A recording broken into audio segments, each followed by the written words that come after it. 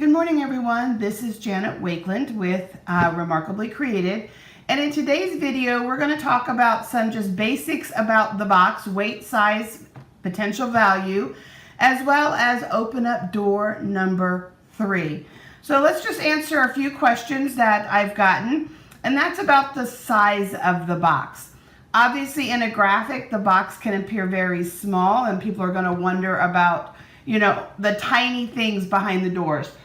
The reality is the box is not small. The box is 10.5 inches wide by 11 3/4 inches long. Sorry about that. And it's 2 inches deep. So that means when it opens up, it's 21 inches across, guys. So there's a lot. As you remember, this door right here, we did get 6x6 paper from yesterday. This box does come in a shipping box. The shipping box is essentially 1/4 inch bigger on all sides than this so that this can fit in. If you're looking for a weight, maybe you're thinking about purchasing one and mailing it.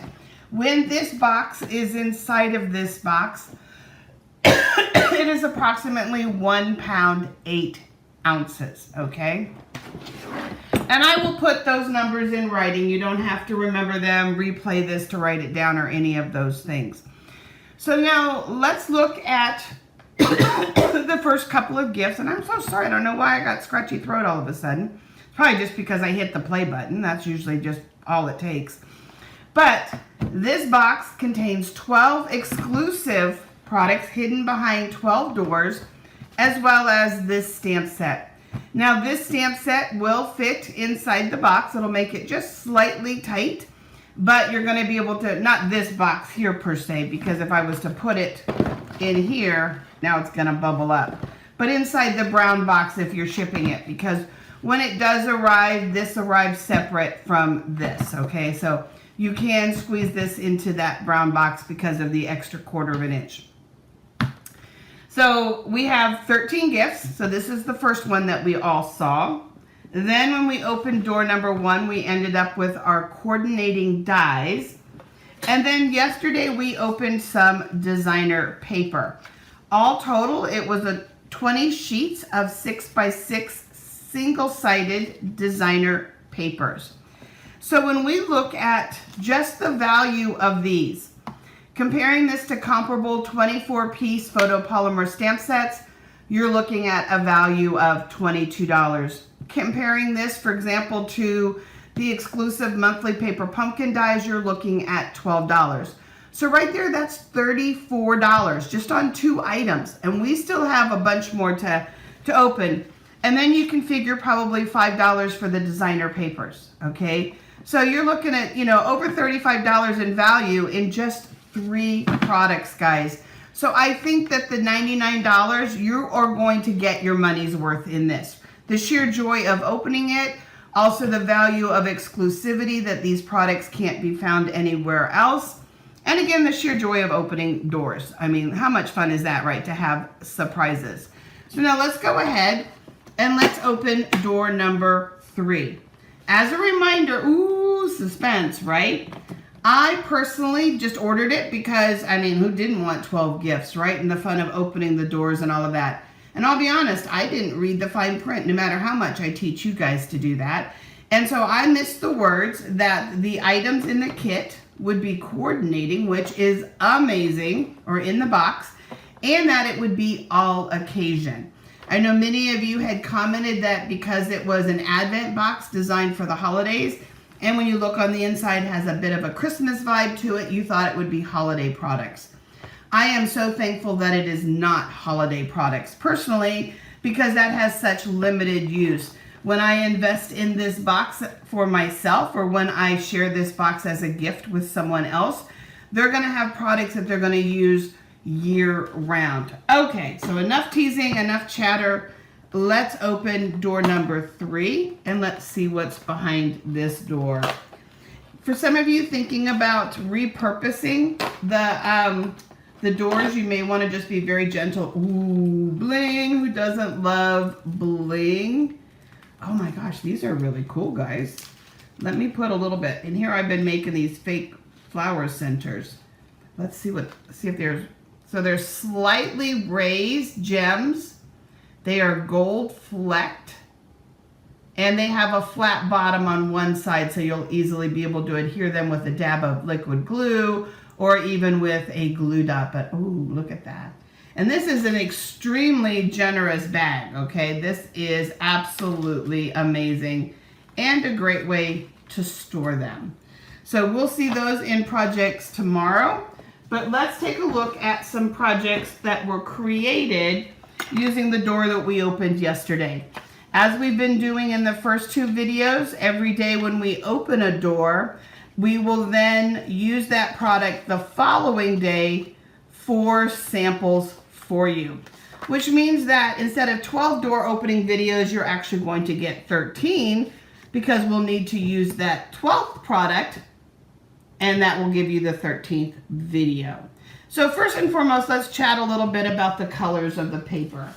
For me, what I found is that we've got Misty Moonlight, we've got Pretty in Pink, Flirty Flamingo, we have Basic Beige, which I've been using more and more as a neutral, so I'm really happy to see the Basic Beige in there. I thought about Balmy Blue, but that's not cutting it. Okay, so we've got Daffodil Delight, Night of Navy, and Old Olive. Those are the colors for me that I found as I was playing worked really well. So again, Misty Moonlight, Pretty in Pink, Flirty Flamingo, Basic Beige, Daffodil Delight, Night of Navy, and Old Olive, as well as you're going to find Basic White in the papers. So let me show you some samples, and then I want to give you a few tips, again, as I've been doing in other videos for you. So here is one that was done with Basic Beige, and we just took strips of paper, adhered them to Basic Beige, and then ran both the strips adhered to the paper through together just to create a really fun background look, trying to mix it up and do something just a little different. Here, beige on white on beige. We've got our Thinking of You, fun little embellishment, and some twine just to pop that up. Playing around with another fun Basic Beige card. This is a current embossing folder. We use some of the branching out labels, a little bit of the gold cording.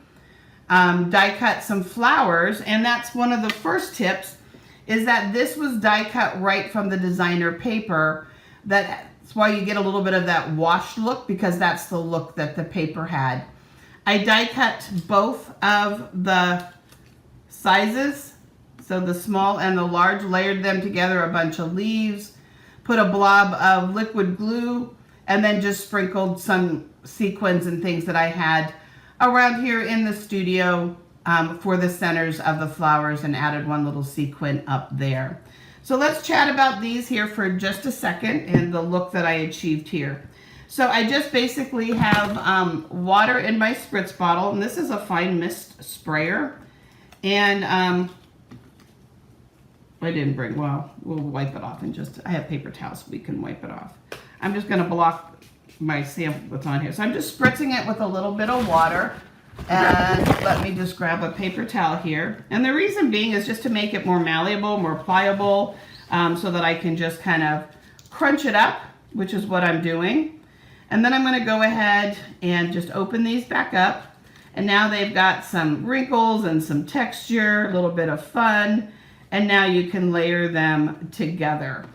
You could also sponge the edges if you wanted a little bit of darkness, but again, die cutting them right from the designer paper kind of gave you a nice look to the flowers.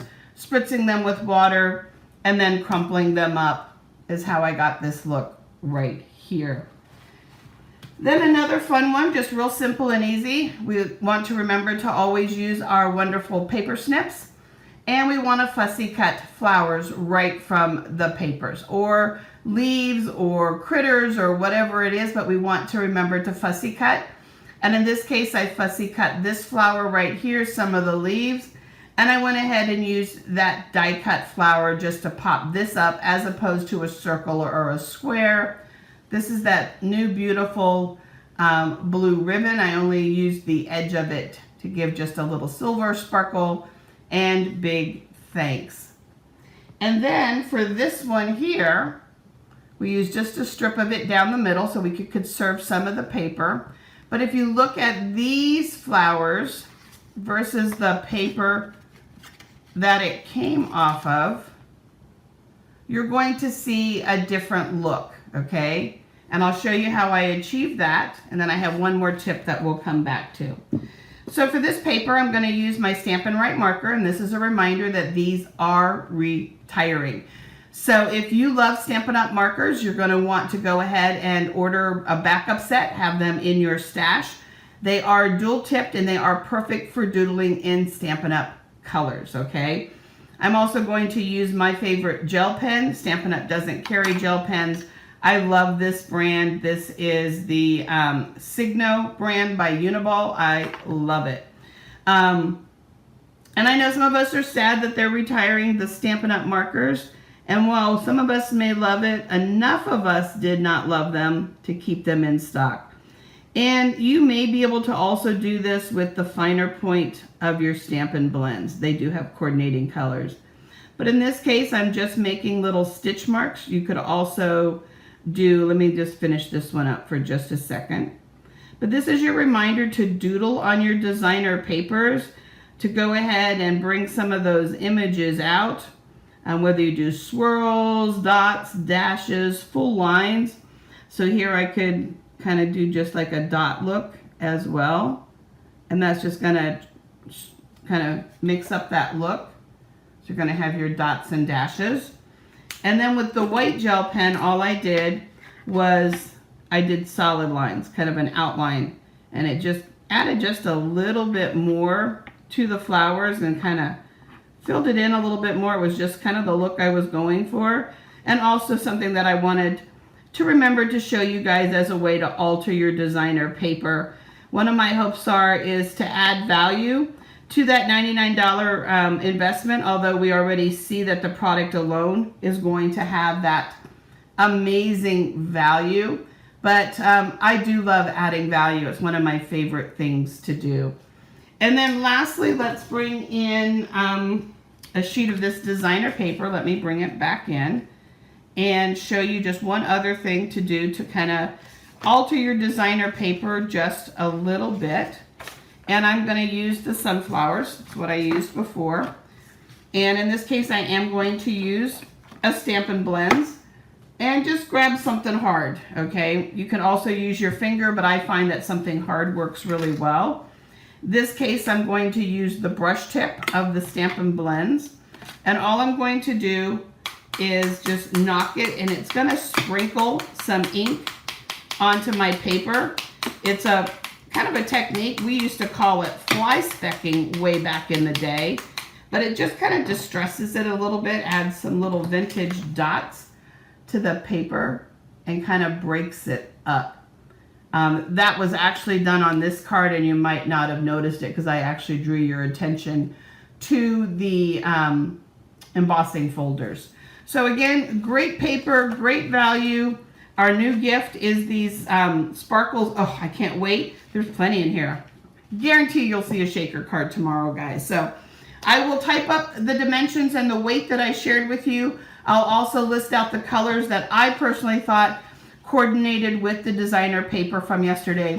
But as you saw, just these two gifts alone, when you compare them with comparable Stampin' Up! Product, $22 to $24, $12, right there, that's $36 in 2 doors, right? And we've got lots more value when you start looking at all the other things that are being added. So if you were hemming and hawing because you weren't sure that you would use the products, weren't sure about the value, remember, the longer you hem and haw, the greater chance of this product actually selling out and then you being one sad crafter. So all kits in all markets are while supplies last, guys. Thanks.